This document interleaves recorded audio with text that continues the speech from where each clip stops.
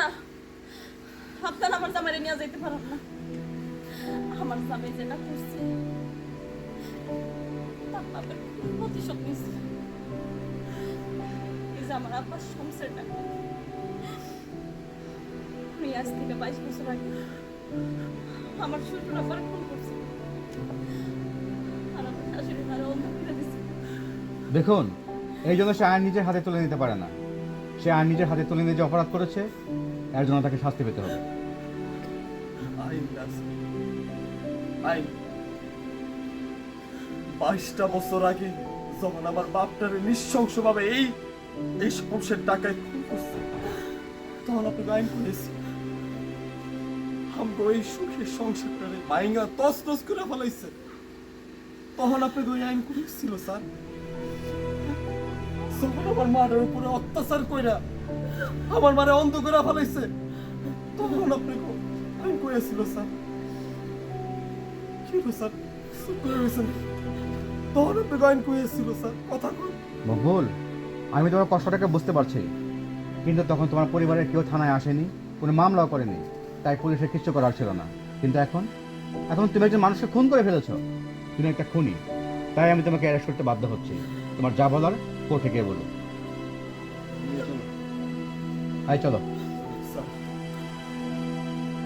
একটু সময়, আমি জানি আমার হাতে সময় নাই, আমি আমার মার লোকে কিছু কথা বলতেছি। হ্যাঁ ঠিক আছে, বলো। মা, তুমি এমনি কান্দো না, তুমি এমনি কান্দো না মা। আমি আমি অনেক অনেক শান্তিতে আছি, আমি অনেক শান্তি পাইছি। 22টা বছর পর আমি আমার বাপ হত্যার নিজের হাতে প্রতিশোধ নিচ্ছি, এর চেয়ে বড় শান্তি নাই। আমি আর ফাঁসিতে চলতে পারবো, আমার কোনো কষ্ট নাই। আয় না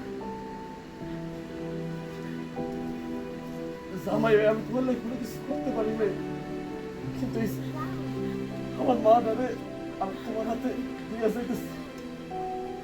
আমার মাটা নিজের হাতে ভাত খেতে পারে না, আমি খাওয়াই দিতাম আমার মারে।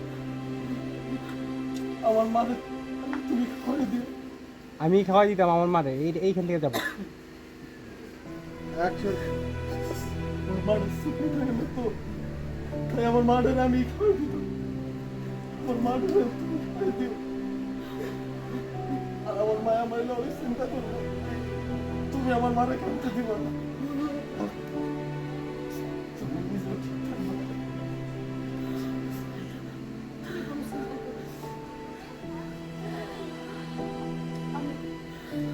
আমি পড়ে যাই, তোমার স্বামী হয়ে যাবে।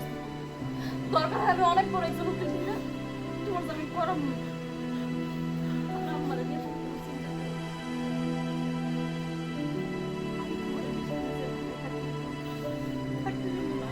তাই চলো। ওকে।